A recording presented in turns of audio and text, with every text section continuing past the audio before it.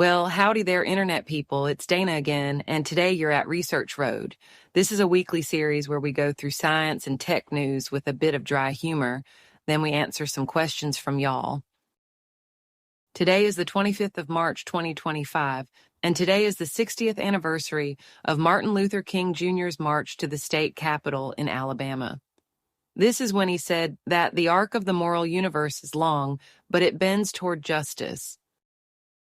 So, starting off with tech news, a California bill would require internet service providers to offer a 100 megabits per second option for $15. Boeing was chosen to build the next generation of fighters for the U.S. The tech and concepts that will be incorporated are heavily influenced by DARPA research. The talk of the new stealthy aircraft has created renewed interest in a plan to create a stealth tanker that could refuel airborne planes.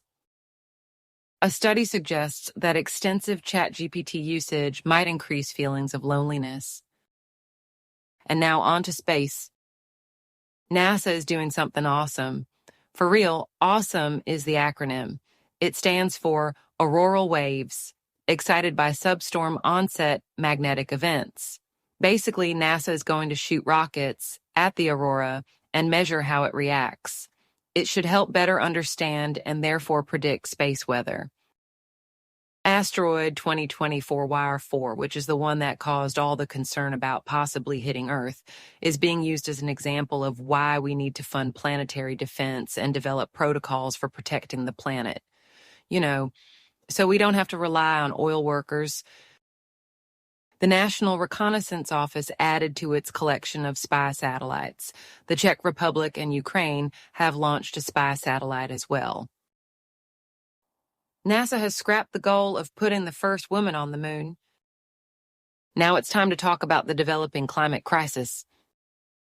Juliana v. United States, a case that started in 2015, has finally come to a close. The Supreme Court declined to hear the appeal seeking a trial to determine whether the federal government was violating everybody's rights by operating a fossil fuel-based economy.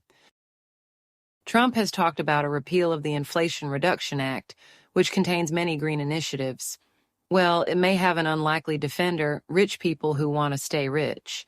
Analysis is suggesting that a repeal of the act could wipe out hundreds of thousands of jobs and significantly hurt the U.S. GDP.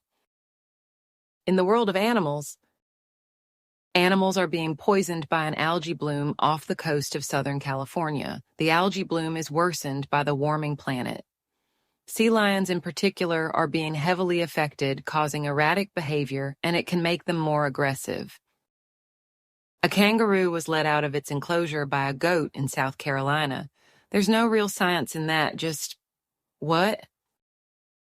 In health news, there is more evidence that suggests a link between some kinds of tick bites and becoming allergic to red meat.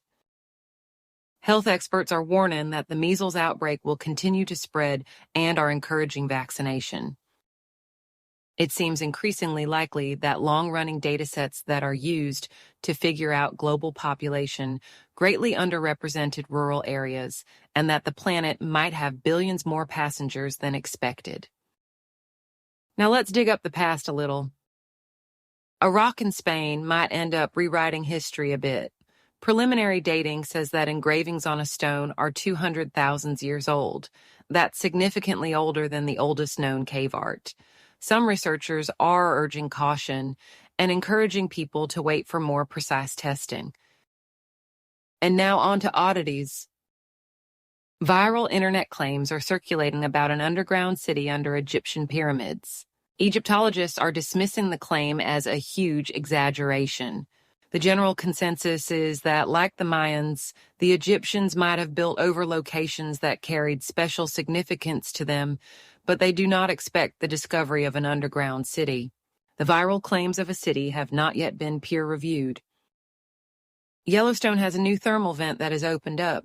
It will be visible from the road to tourists, assuming Elon's crew doesn't cut funding. And now we're going to answer some of your questions. But first, Trump recently said that local authorities would be responsible for dealing with space weather. So here's a brief rundown on what that means. The most prominent example of space weather causing an emergency is the Carrington event. The Carrington event was the most powerful solar storm ever recorded, occurring in September 1859. It's believed to be caused by a coronal mass ejection from the sun hitting the Earth's magnetosphere. It caused havoc with the telegraph stations. If a similar event happened today, it would be much more troublesome because our society has grown increasingly reliant on electricity. It would likely cause widespread blackouts, which would take weeks or months to fix. Satellites would be disrupted, communications, and so on. In March of 1989, a geomagnetic storm, a fraction of the size of the Carrington event, hit Earth. Grids failed, satellites went dark, radio and shortwave was interrupted. Again, that was in 1989. Think about how much more reliant we are on tech today.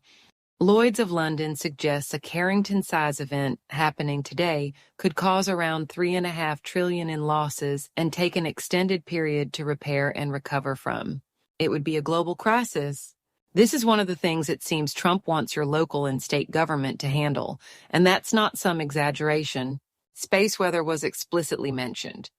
I'm not sure a lot of places are up to the task of handling something that would likely be devastating entire regions, across jurisdictions, maybe even across international boundaries. This is why FEMA was set up in the first place. This is going to be a real Chesterton's fence moment when people start to understand what some of these agencies actually do and why you don't take a fence down until you know why it was put up in the first place. I feel bad asking, because first I should have seen this coming, and second I feel like I should be able to find them myself, but I can't remember their names. My daughter absolutely loved the comic books NASA put out. Of course, they fall into the DEI purge. I thought you might know how I could get them. One was called First Woman Dream to Reality. The other was called First Woman Expanding Our Universe. It's a NASA document, so it probably isn't covered by a copyright. Wikimedia Commons has it. Search for it by title, then click Other Media and you can get a PDF of it. Or if you want to know how wonderful the space community is, you can now download it from the Icelandic Space Agency website. That's icelandspaceagency.is. Hi, y'all. I'm a poor rural white retired old guy and have been an avid watcher of you people for years. Great job and great people. Thank you. My question. Has there been a study on the excess deaths if the cuts to assistance are implemented? Follow-up. Do you know what the Republicans consider an acceptable number? That kind of study can be done after the fact. I'm sure one will take place. I've been talking to somebody who knows a lot of the U.S. foreign aid programs, and the expected number of people lost due to the cuts is pretty grim. If it's even half of what they're expecting, it will go down in history as one of the most senseless wastes since World War II. When it comes to inside the U.S., I'm not aware of any projections, and couldn't readily find any when I did a light search. I think a lot of Republicans are convinced that it isn't really needed. Again, Chesterton's fence. They're taking the fence down without understanding why it was put up. We got a whole lot of questions about this next one. Is that J.D. Vance audio where he's trashing Elon real? So J.D. Vance's team has said it isn't real. That really doesn't mean much to me. AI detection tools say it isn't real. They're spotty in their accuracy. I don't believe it's real because I work with the type of software that would be used to make something like that. It sounds like high-end voice cloning working from a script. There's no natural speech pattern breaks. There are just a few little quirks that make me think it's fake. Also, it's just too perfect and too concise.